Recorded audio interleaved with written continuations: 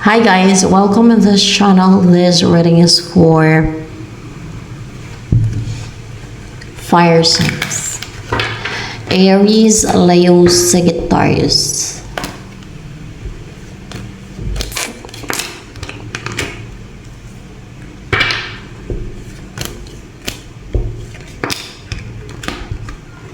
Wow, tagumpay ah. Naghihil ka ngayon or maybe tenga kasi naghihil ka at the same time. Pero nagtagumpay ka. Naging victorious ka, naging triumphant ka. At confident ka na ngayon, stable and dependent. Confident na mag-show up or confident na you enjoy the fruits of your labor. Next na mangyayari sa iyo, fire signs. Okay, mamuhay ka ng prosperous, kompleto, fulfilling. Siyempre, kompleto na buhay, no?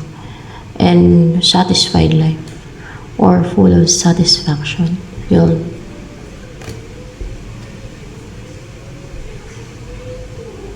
With joy. Or kaya ay abundant.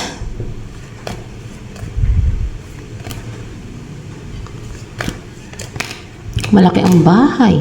Kaso clarified by 5 of Cups. Hinanong ko lang kung malaki ang bahay kasi malaki ang bahay dito. Ang ganda. Parang mansyon.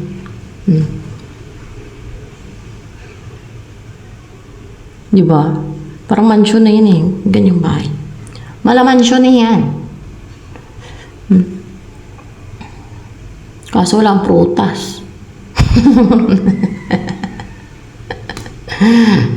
Kahit maliit ang bahay mo kung puno ng prutas paligid, ang sayo ano? Basta matibay. Kung puno ng prutas paligid, ang sayo nun.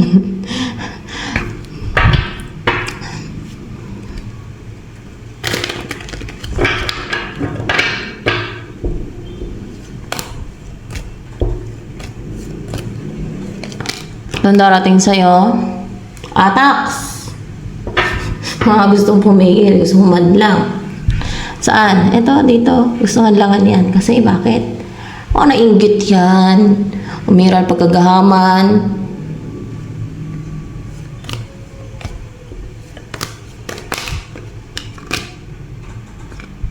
Ayaw nila mangyari ang destiny mo. O kung anong swerte mo.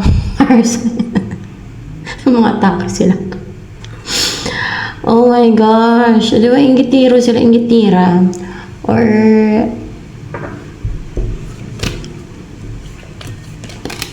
tao.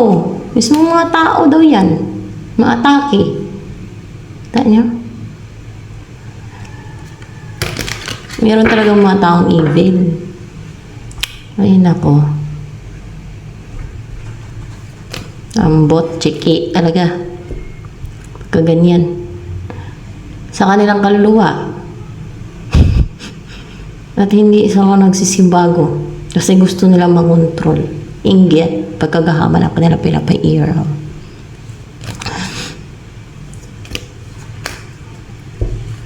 Wala silang balak magbago. Kaya gusto nila yung mga spiritual. Oh. Gusto nila ma-impyerno ang kaluluwa nila. O kung ayaw man nilang ma-impyerno ang kaluluwa nila, wala silang magawa. At yan ang gawain nila, witchcraft. Yung magbago, hindi nga nila magawa. So, ano pa in-expect nila? No? Na mangyari sa kaluluwa nila, ma-save? Hindi ma-impyerno? Oh.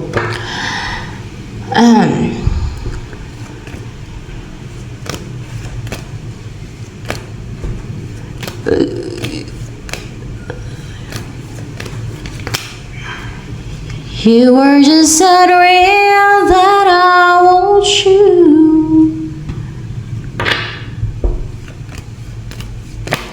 Ay, hindi ka na mapiktuhan ng attack sali. Hindi daw.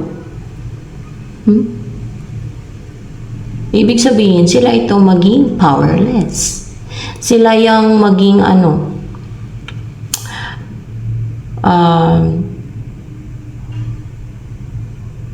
mawala ng authority. Maging unstable. Unstable yung mind. Hindi nila makontrol yung emosyon nila, isipan nila. Hindi sila maging happy sa result ng pang-atake nila. Baka magsisi pa sila, no? Dahil ganyan ang effect sa kanila. Parang may balik sa kanila.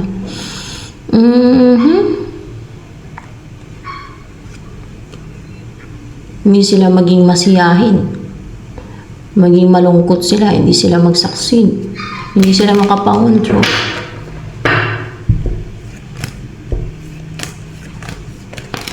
You are just a real that I want you.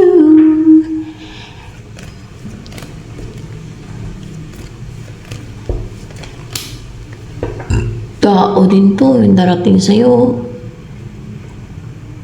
na hindi makapag-risk, hindi makapag-take ng leap of faith.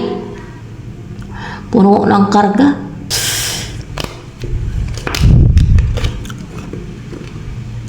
Kaya darating si The Fool na yan kasi mang-atake yan sa'yo.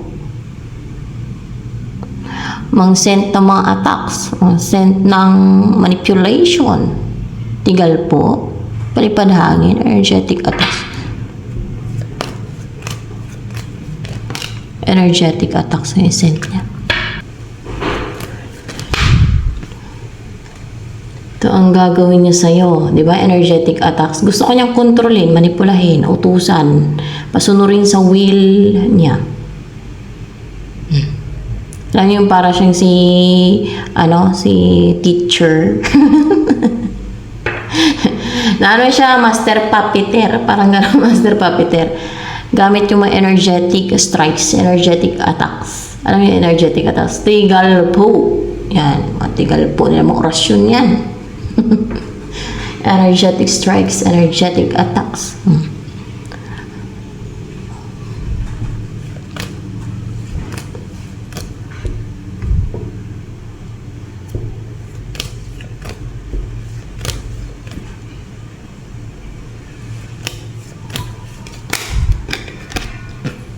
Ito ang next na mangyari kay The Fool in reverse. Siya ang ma-destroy. Kakatigal po niya sa'yo. Energetic strikes. Yan. Energetic attacks. Yan yung tatawag. Energetic attacks. Tigal po.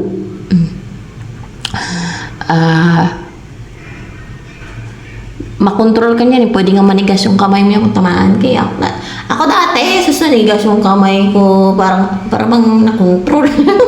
At diba ako, parang panay na yung yung parang siya naninigas. Experience ko yan. Inis na inis ako. Tigal po. Ang dami ba naman ng titigal po eh. Yan, mga energetic strikes, no? Yan yung nakapag manipulate ng energy. And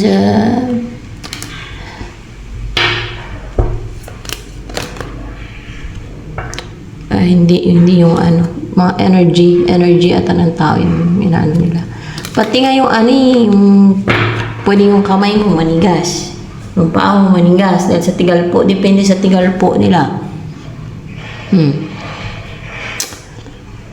Parang gagawin ka nilang puppet. Tuwa naman yung gumagawa niyan. Ay gagawin ko yung puppet niya. Parang puppet ka. Kulam din ata yan. Hindi iba yung kulam kasi merong yung kulam eh. Merong mga karayom-karayom, di ba? Merong dal. Pinakulam eh. Yung alam ko yan, nakulam. May dal kanyan eh. Tapos may mga karayom, tusok-tusukin yung dal. Napanood yun sa sa mga pelikula, sa Pedro Pinduco. Yan. Doon kayo napapanood sa Pedro Pinduco. Sa mga movie. Yan.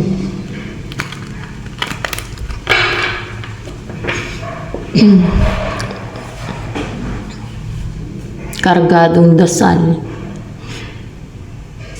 Pero sa demonyo yan. Kailangan sa Diyos yan. Yan ay witchcraft yan. Hindi naman sa Diyos yan. Mga tigalpo na yan. Palipad hangin. Yan ay sa demonyo yan. Lahat yan. Na mga tigalpo. Palipad hangin. Kagaya ni Satanas, deceitful. So, yan ang mga ginagawa ng mga gumagawa ng ganyan, gumagawa ng deceit. Ano pa ba? Kaya magsisi siya. Magsisisi siya kasi ma-destroy siya. Ha? Mag-regret lang siya.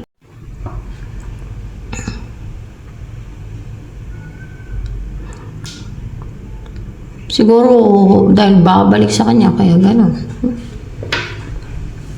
Ma-destroy siya.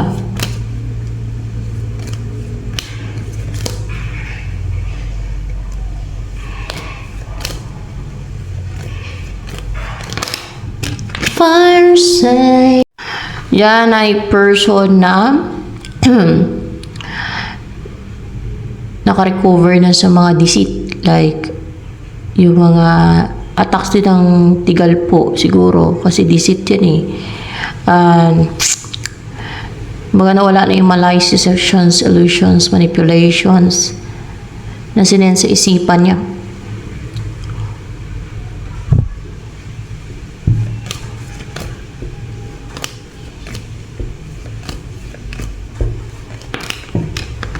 Here I am, playing with those memories with me. Holding you, a feeling I'd never let go. But I thought time would set me free. Those thoughts of you keep challenging me, so I can't live without you. Was everything about you just when I thought I was over you? Just when I thought I could sit on my own. Hindi naman sasayandaan ngayon ng spells. At mansumpa-sumpa. You know? Yung klaro na din yung intuition nyo. Hindi na makapag-take na action o hindi na makapag-umpisa na makapang-manipulate o makapang-control sa inyo ang gumagawa ng mga manipulation o pang-control, witchcraft, ganyan. Kaya, you can able to take action na mabilis. Na walang pupigil sa inyo. Na makip yung isa't isa, magkaroon ng stability sa inyo. Na magsama kayo sa isang bahay. Or kaya ay yung hindi na kayo mag-juggling, hindi na kayo mag-doubt sa gagawin ninyo. Kumbaga, you will do what you want, kung ano yung gusto nyong gawin. And, maging interesado na kayo na bumuo ng pamilya, na meron kayong i-build, or kaya ay like family, or magkaroon ng teamwork sa inyo, collaboration, mag-uusap. Right, kaya ito. Nagawin nyo kung ano yung gustong-gusto nyo, yung wish nyo, kung ano yung gustong-gusto nyo mangyari. Just when I thought I was over you. Ano yan, yung magkaroon ng equal give and take sa inyo, mag-invest, ganyan, para magkaroon ng equal give and take. And then, para hindi na kayo nahihirapan sa situation ninyo, para hindi na kayo nagdurusa, hindi nyo na na-experience yung ginuboosting ang isa't isa, yun na left out in the cold.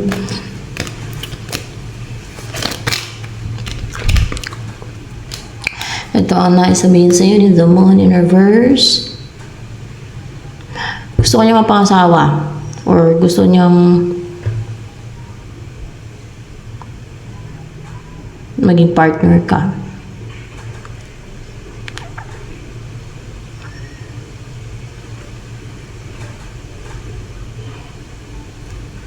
Hindi daw ma-relax yung isipan niya.